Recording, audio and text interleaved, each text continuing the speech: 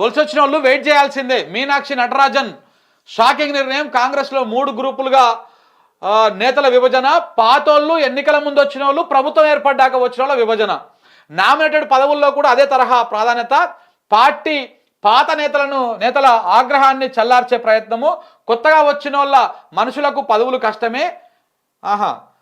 రెంటికి జడ్డ రేవడ్ల పార్టీ మారిన వాళ్ళ పరిస్థితి. వలసలను ప్రోత్సహించారు. రేవంత్కు చెక్కు పెట్టేందుకే ఈ ప్లాన్ చేసిర్రా. రేవంత్ రెడ్డి గారికి నిజంగానే చెక్కు పెడుతుంది మేడం, మీనాక్షి మేడము రేవంత్కు నిజంగానే చెక్కు పెడుతుంది. ఇప్పుడు ఎలక్షన్స్కు ముందు కొంతమంది పార్టీ మారారు. సరే, గెలిచే ఊపు ఉంది కాబట్టి మారని అనుకోవచ్చు. ఎలక్షన్స్కి ముందు జరిగింది ఇది, అది అయిపోయింది. ఎన్నికల తర్వాత కొంతమంది పార్టీ మారారు. ప్రభుత్వం వచ్చిన తర్వాత కొంతమంది పార్టీ మారారు. ఇట్లా రకరకాలుగా పార్టీ మారారు. అయితే ఇప్పుడు 10 మంది ఎమ్మెల్యేలు ఉన్నారు కదా, వీళ్ళ బతుకైతే మరి చెప్పడానికి అధ్వానంగా ఉంది. కుర్తిలవాడ ఎలక తీరలో అయితే పరిస్థితి. ఓవైపు సుప్రీంకోర్టు లెఫ్ట్ అండ్ రైట్ వేస్తూ ఉన్నది. ఇటు బీఆర్ఎస్ వాళ్ళు వదిలిపెడతట్లేదు. ఏది బీఆర్ఎస్ వాళ్ళు వీళ్ళని వదిలిపెడతారు. ఇలా పదవులు పోగొట్టిందాక వాళ్ళకి నిద్ర పడతట్లేదు. మళ్ళీ మనం గెలవకపోయినా పర్లేదు అల్ల, కానీ వీళ్ళని మాత్రం ఉంచొద్దురా భయ్ అని చెప్పేసి వీళ్ళు సుప్రీంకోర్టులో ఫైట్ చేస్తూ ఉన్నారు. ఇదొక వైపు.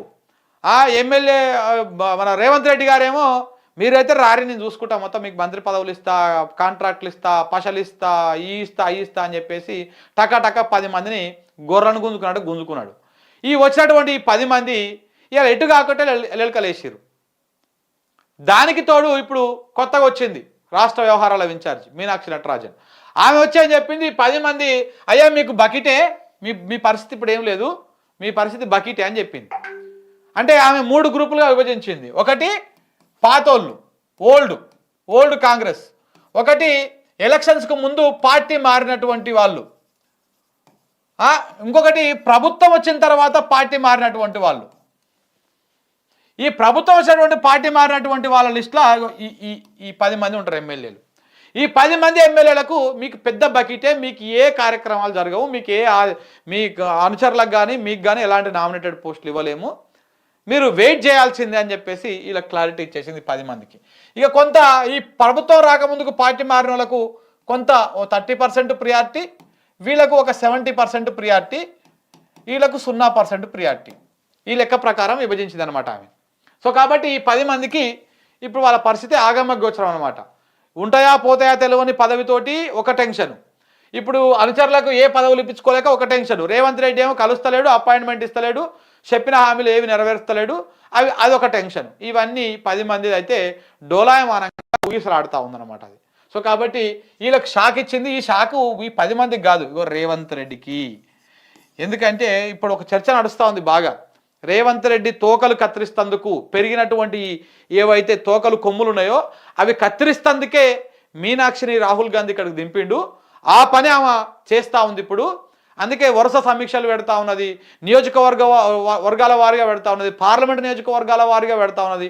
ఇట్లా ఇవన్నీ చేస్తూ ఉన్నది అని చెప్పేసి బాగా కాంగ్రెస్ పార్టీలోనే చర్చ నడుస్తూ ఉంది, బయట కాదు. సో కాబట్టి ఆమె ఇప్పటికే మెదకు ఆ పార్లమెంటు మీద ఫోకస్ చేసి రివ్యూ చేసింది. ఇప్పుడు పాత కొత్త కాంగ్రెస్ వాళ్ళందరినీ గ్రూపులుగా విభజించి ఎవరెవరు ఏంటి అని మాట్లాడే ప్రయత్నం చేస్తూ ఉంది. రేవంత్ రెడ్డి తోకలు ఎక్కడెక్కడ పెరిగినట్టుగా, కొమ్ములు ఎక్కడెక్కడ పెరుగుతున్నాయో అవన్నిటిని కత్తిరించుకుంటూ వస్తూ ఉన్నది. లాబింగ్లు బంద్ అయిపోయినాయి. ఇంకా సంచులు మోయాలి. నా కార్పొరేషన్ కావాలంటే హోమ్ మినిస్టర్కి పోవాలి ఓ సంచి. హోమ్ మినిస్టర్ అంటే ఎవరు? మళ్ళీ కొత్త హోంశాఖ మంత్రి కాదు, హోమ్ మినిస్టర్, ఇంట్లో ఉండే మినిస్టర్. సో ఆమెకు మూటలు పోయేది ఉండే ఇంత ముందుకు, బిడ్డకు మూటలు పోయేది ఉండే. ఇవన్నీ ఇప్పుడు బంద్ అయిపోయినాయి. ఎందుకంటే మేడం వచ్చింది కదా, మేడం అని చెప్పేసి ఇప్పుడు ఆమె చుట్టుముట్ట తిరుగుతారు అందరు. ఆమెనేమో లాబింగులు, సంచుల మూటలకేమో ఆమె వింటలేదు. రేవంత్ రెడ్డి తోక కట్ చేసేందుకు మాత్రమే ఆమె ప్రయత్నాలు చేస్తుంది. ఇది కాంగ్రెస్ పార్టీలో నడుస్తున్నటువంటి వ్యవహారం. సో కాబట్టి ఇట్లా ఉన్నది.